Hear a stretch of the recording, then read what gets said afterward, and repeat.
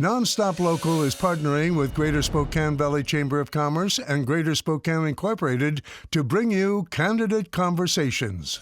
Time now for another candidate conversation. Joining me today is Miguel Valencia, running for Senator in District 4. Thank you so much for being with us. We're asking all the candidates the same three questions, giving them 60 seconds to respond, and they all deal with topics, obstacles that business owners may face.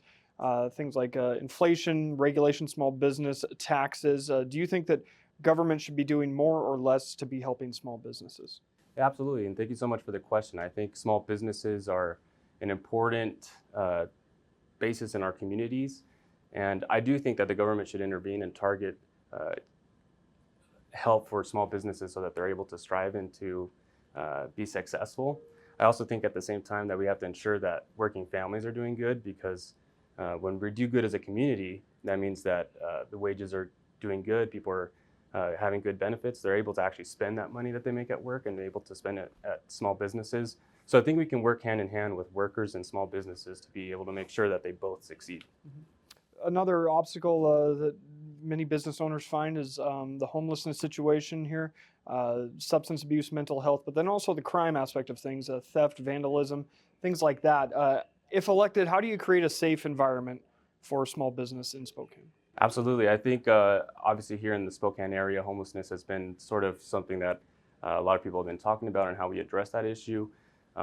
We have to kind of look at it at a multifaceted approach by ensuring that businesses, first of all, have that safety net if they are struggling a little bit because of reduced foot traffic from perhaps a homeless encampment nearby.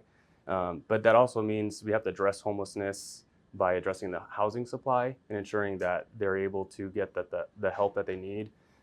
So increased housing we need to build 200,000 houses within the next 4 years. And if there's families that are teetering on the edge of being homeless, that we ensure that there's safety nets for those families. And perhaps expanding upon that just a little bit, the third question here is, it relates to housing and the high cost of it.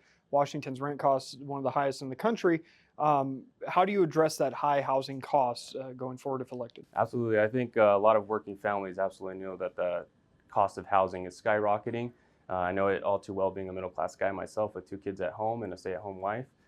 So one of my main issues is to tackle that cost, and I think we could put rent caps to ensure that families that are renting are not getting an unexpected amount of their rent being raised. And by increasing that housing supply that we talked about earlier, that will level the cost of housing so that working class families can afford housing. All right, Miguel Valencia, Hey, thank you very much. Nice to meet you. Appreciate it. Appreciate it.